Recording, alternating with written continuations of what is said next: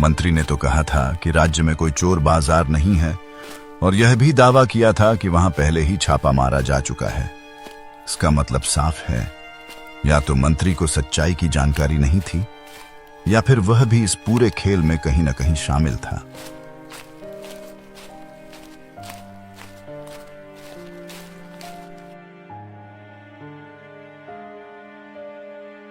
अगले दिन राजा अपने सिपाहियों के साथ गोकुल के चोर बाजार में पहुंचते हैं। आज राजा छिपे नहीं थे, आज उनके साथ राज्य की ताकत और न्याय दोनों थे। महाराज, आप यहाँ कैसे? आप संदेश भिजवा देते तो मैं स्वयं दरबार में हाजिर हो जाता। मुझे तो आना ही था गोकुल, क्योंकि तुम्हारी लूटपाट दिन प्रतिदिन बढ़ती ही जा रही थी।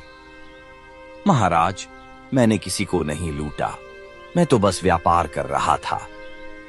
व्यापार के नाम पर लोगों को ठगना व्यापार नहीं, अपराध होता है। महाराज, मैं कुछ समझा नहीं। अच्छा, जब मैं कल तुम्हारे पास अंगूठी बेचने आया था तो तुमने क्या किया? तुमने मेरी अंगूठी को पीतल बताया और मुझे धमकी भी दी। महाराज, मुझसे गलती हो गई, मैं आपको पहचान नहीं पाया। अगर मैं राजा न होता तो क्या तुम किसी बूढ़े को इसी तरह डराकर लूटते रहते? गोकुल सिर झुका लेता है, उसके पास अब कोई जवाब नहीं बचता। सिपाहियों, इसे ले जाओ और इसे काल कोठरी में डाल दो।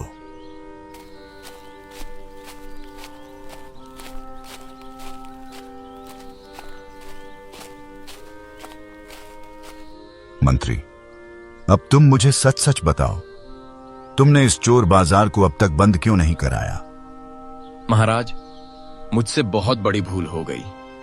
गोकुल हर महीने मुझे चुप रहने के बदले सोने चांदी का हिस्सा देता था। मंत्री, तुमने जो अपराध किया है वह किसी भी क्षमा के योग्य नहीं है। हाँ, मैं जानता हूं महाराज, पर आप मुझे पकड़ नहीं पाएंगे। मेरे पास जंगल के जादुई बाजार की अंगूठी है, इसकी शक्ति से मैं कभी भी गायब हो सकता हूँ। मंत्री अपनी उंगली उठाकर अंगूठी को देखता है।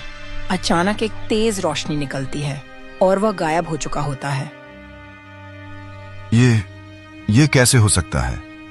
मंत्री अचानक गायब कैसे हो गया? महाराज, मुझे नहीं पता मंत्री कहाँ गायब हो गया, मैं सच कह रहा हूँ। मुझे ये मंत्री हर कीमत पर चाहिए, वह राज्य का अपराधी है।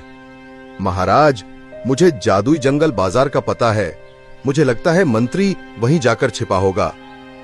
ठीक है धन्नु, तुम जाओ और उस मंत्री को मेरे सामने लेकर आओ। जैसा आदेश महाराज, मैं पूरी कोशिश करूंगा।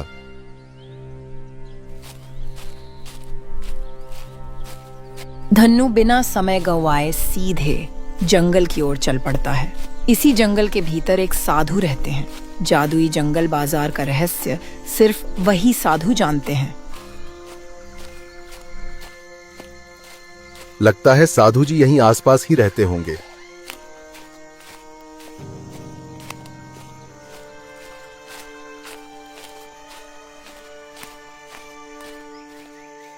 साधु महाराज, मुझे जादुई बाजार का रास्ता पूछना था, मुझे स्वयं महाराज ने भेजा है। क्या हुआ बेटा, तुम वहां क्यों जाना चाहते हो?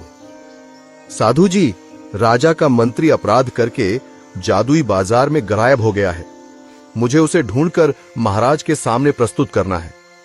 ठीक है बेटा, यहां से सीधे उत्तर दिशा में जाओ, वहां एक गुफा मिलेगी, उसी के भीतर जादुई बाजार का मार्ग छिपा है।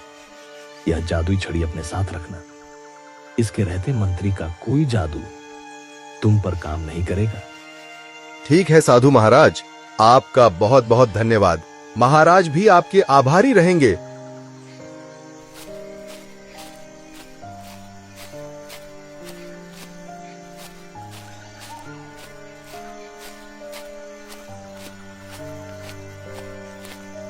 लगता है यही वो गुफा है जिसके बारे में साधु महाराज बात कर रहे थे। धन्नु धीरे धीरे गुफा के भीतर बढ़ जाता है। अंदर घना अंधेरा था और हर हर कदम के साथ रहस्य और गहराता जा रहा था। तो यही है वो जादुई बाजार, अब मुझे यहीं उस मंत्री को ढूंढना होगा। चारों तरफ अजीब सी रोशनी, अनजाने चेहरे और फुसफुसाती आवाजें थीं। धन्नू समझ गया, यह जगह साधारण नहीं है और यहाँ हर कदम सावधानी से रखना होगा। वह जादुई छड़ी को मजबूती से थाम लेता है और आगे बढ़ता है।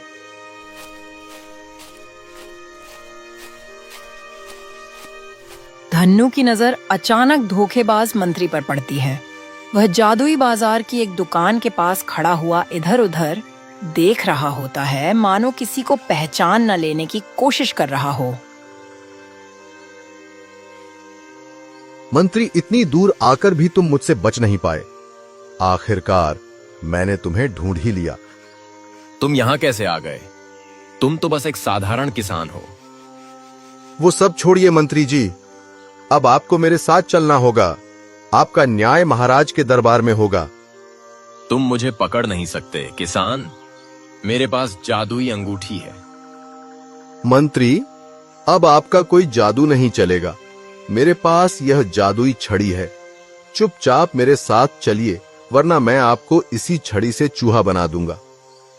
डर के मारे मंत्री धन्नू के साथ राजमहल चलने के लिए तैयार हो जाता है। ठीक है, मैं तुम्हारे साथ चलता हूं।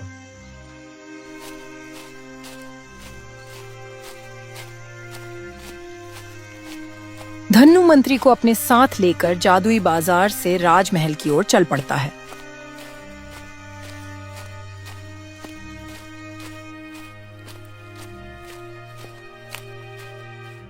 महाराज, जैसा आपने आदेश दिया था, मैं मंत्री को जादुई बाजार से आपके सामने ले आया हूं।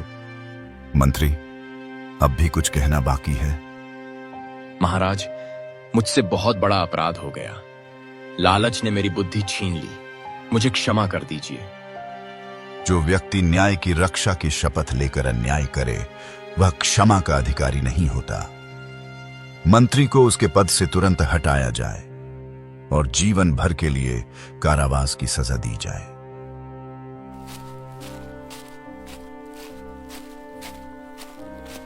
धन्नू, तुम एक साधारण किसान होकर भी असाधारण साहस दिखाया है। तुम्हारी सच्चाई और हिम्मत ने पूरे राज्य को बचाया है। महाराज, मैंने बस वही किया जो एक ईमानदार प्रजा को करना चाहिए। मैं तुम्हें इनाम में 2 एकड़ जमीन देता हूं। खूब मेहनत करो और हमेशा ईमानदारी से रहो।